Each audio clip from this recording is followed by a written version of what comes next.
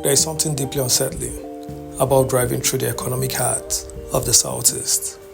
You feel the energy immediately, the movement, the transaction, the noise of commerce, from the crowded bridges and the markets of Onitsha to the relentless industrial clusters of Aba to the calm but rapidly expanding streets of Enugu.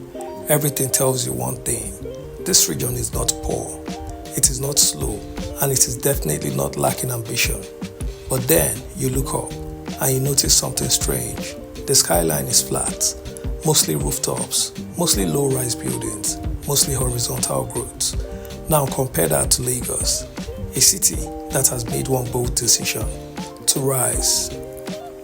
Glass towers, corporate skyscrapers, luxury high-rise apartments, a skyline that signals power before a single word is spoken. So the question becomes unavoidable. Why is one of the most economically active regions in Africa still building like land is unlimited? And more importantly, what happens if nothing changes?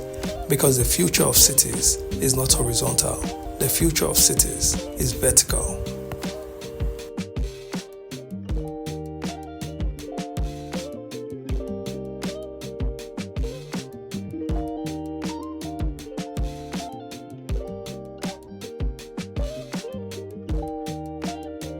Land is the one resource nobody talks about until it is gone.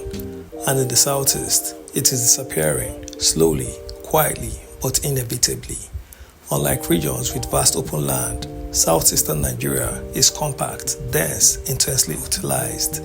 In cities like Awka, expansion is already pushing into surrounding communities. In Owerri, real estate prices are rising faster than incomes. Families are buying smaller plots. Developers are squeezing buildings into tighter spaces.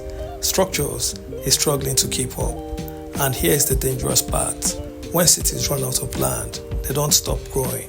They grow badly. You get unplanned settlement, congested roads, overstretched utilities, urban chaos. But around the world, there is a proven answer. Cities that face land scarcities don't spread out, they rise.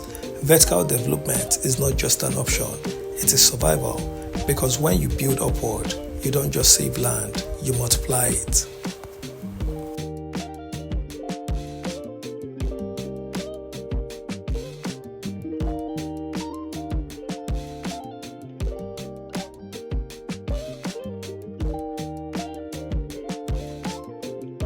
A skyscraper is not just a building, it is an economic ecosystem stacked vertically. One tower can contain offices, shops, restaurants, apartments, and hotels, all in one structure. Now imagine that multiplied across a district. Suddenly, you don't just have buildings, you have an economy concentrated. This is why cities like Dubai transform from sand to global powerhouse. This is why Nairobi is attracting tech giants and international investors, because vertical cities create density, and density creates money. If a structured high-rise district emerges in Onitsha, it could redefine Africa's commerce entirely. Imagine traders operating in a multi-level smart complex, goods moving faster, transactions happening digitally, businesses scaling globally. This is not imagination, this is urban economics.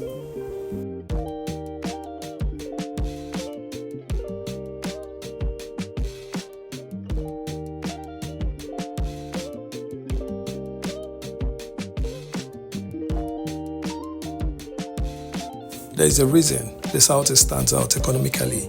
It is not oil, it is not government spending, it is people. A decentralized network of entrepreneurs, a culture of apprenticeship, a system that produces business owners at scale. Now imagine placing that system inside vertical infrastructure. Instead of scattered shops across miles, you create vertical marketplaces.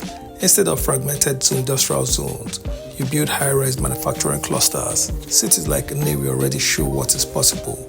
Now imagine Enugu, but vertical. Factories stacked intelligently, supply chains optimized, spaces maximized. The result, an industrial revolution without needing land.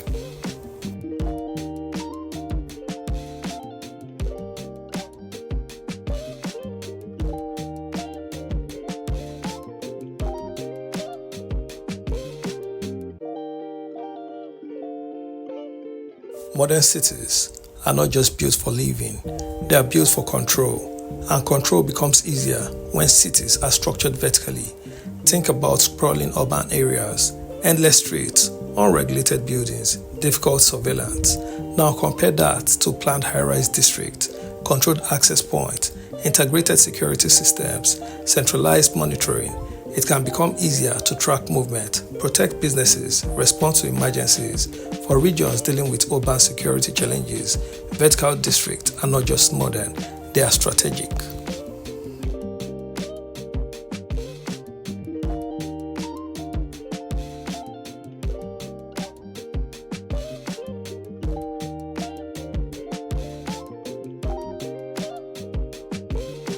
Investors don't just analyze numbers, they respond to signals. And one of the strongest signals a city can send is its skyline. A skyline communicates order, ambition, opportunity. This is why cities like Johannesburg and Cape Town continue to attract international capital. They look ready, they feel structured. If Enugu develops a modern financial district filled with high-rise buildings, it changes perception instantly. Banks expand, tech companies enter, foreign investors pay attention because perception drives capital.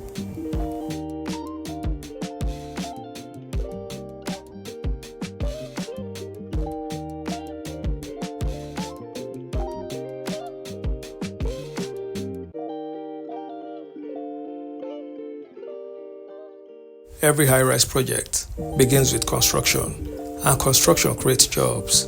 Engineers, architects, laborers, suppliers, but that's just the beginning. Once completed, the building continues to generate employment. Security personnel, facility managers, retail workers, corporate staffs. Now imagine multiple high-rise districts across Aba, Onitsha, Owerri. You are not just building structures, you are building employment ecosystems at scale.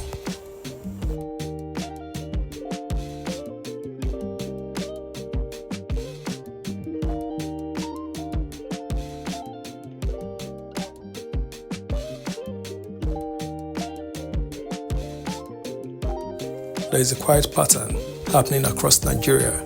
Wealth flows to where opportunity exists. And right now, a large portion of southeastern wealth is flowing into Lagos. Luxury apartments, office towers, and commercial real estate. Why? Because Lagos offers practical investment opportunities. But what if those same opportunities existed in the southeast? The story changes. Investors bring their money home. Diaspora funds return. Regional development accelerates because capital always follows structure.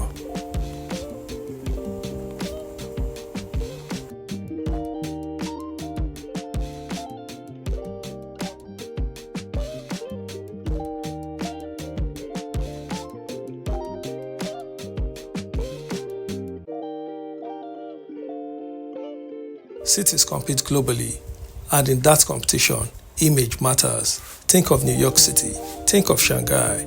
Their skylines are not just architecture, they are identity. Now imagine a futuristic skyline in Owerri or a modern high-rise boulevard in Awka. Tourists would come, content creators would film, the world would notice because visuals travel faster than words.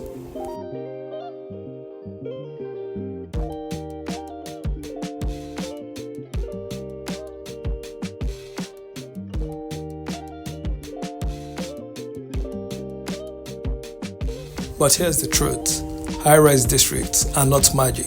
They require serious infrastructure, stable electricity, reliable water supply, efficient road networks, digital connectivity.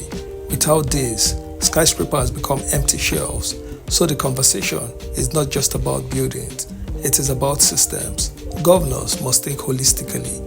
Power plants, transport systems, urban planning frameworks, everything must rise together.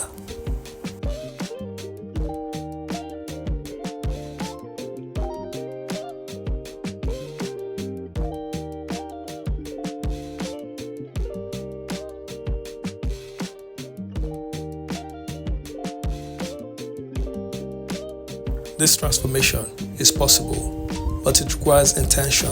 Step 1. Designate high-rise zones in key cities. Step 2. Partner with private developers. Step 3. Offer incentives that attract large-scale investment. Step 4. Simplify land ownership processes. Step 5. Lead by example. Build government high-rise complexes. Start with one district, make it successful, then replicate.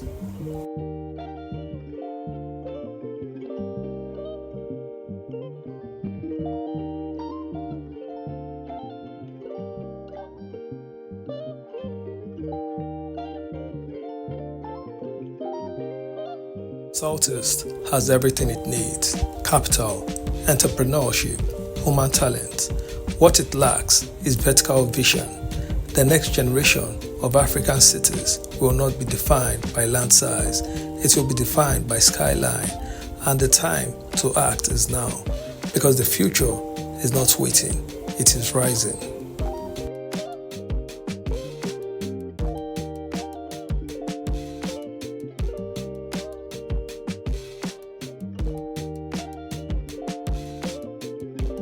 If you believe the Southeast deserves a skyline that matches its economic power, then this is a conversation worth spreading. Like this video, share it, and most importantly, start the discussion, because great cities are not accidental, they are built.